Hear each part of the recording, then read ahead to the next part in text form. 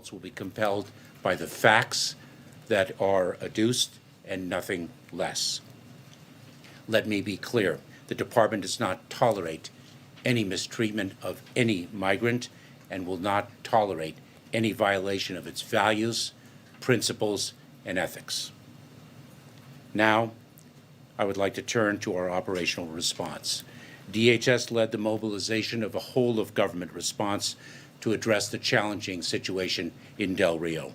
DHS immediately worked to address the acute humanitarian needs of the migrants themselves by partnering with federal and non-governmental agencies and entities. We rapidly deployed basic services like drinking water, food, clothing, and portable toilets. I am grateful to the Red Cross for providing more than 17,000 hygiene kits in the World Central Kitchen, for contributing more than 14,000 meals per day to supplement other food programs.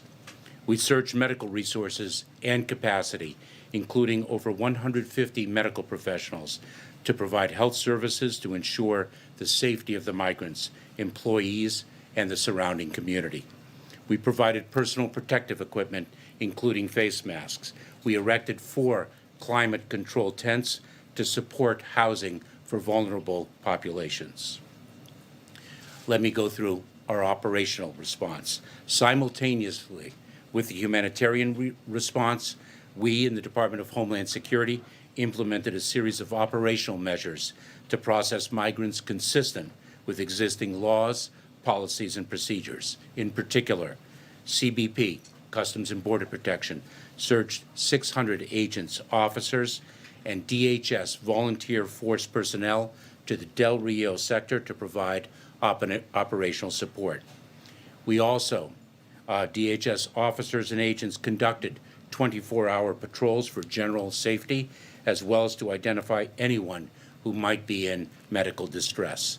ICE, the U.S. Coast Guard, the Department of Defense, and the Department of Justice provided transportation support to transfer migrants out of Del Rio to other Border Patrol sectors with capacity.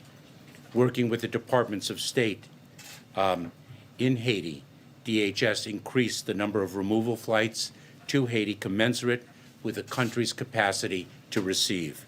Importantly, USAID has established a $5.5 million program to provide on-the-ground assistance to repatriated Haitian migrants.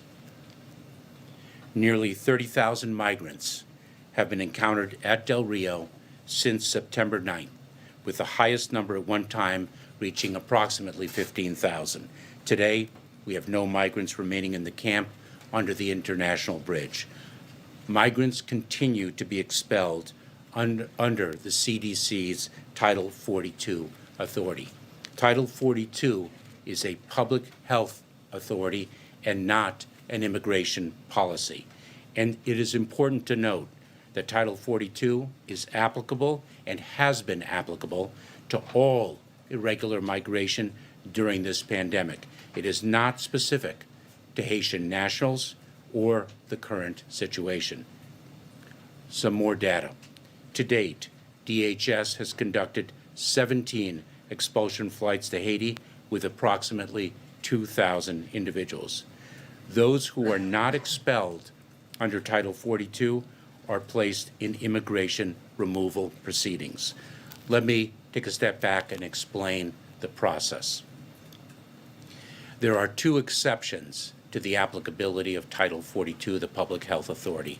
Number 1 is if an individual has an acute vulnerability, such as an urgent medical care, and 2, if in fact our operational capacity is such that we are not able to execute the Title 42 authority that rests with the Centers for Disease Control. I should also say that there is a Convention Against Torture exception if someone claims torture, which is a distinct legal standard. Individuals, as I mentioned, with acute vulnerability can be accepted from the Title 42 application. Approximately 12,400 individuals will have their cases heard by an immigration judge to make a determination on whether they will be removed or permitted to remain in the United States. That is a piece of data that has been requested of us. If someone is not subject to Title 42 expulsion for the three reasons that I explained: acute vulnerability, operational capacity limitations, or a Convention Against Torture exception, then the individual is placed in immigration proceedings.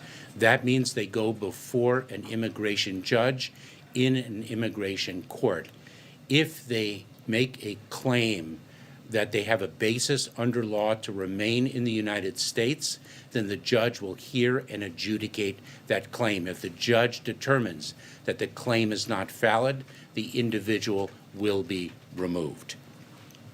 An estimated 8,000 migrants have decided to return to Mexico voluntarily, and just over 5,000 are being processed by DHS to determine whether they will be expelled or placed in immigration removal proceedings under Title VIII.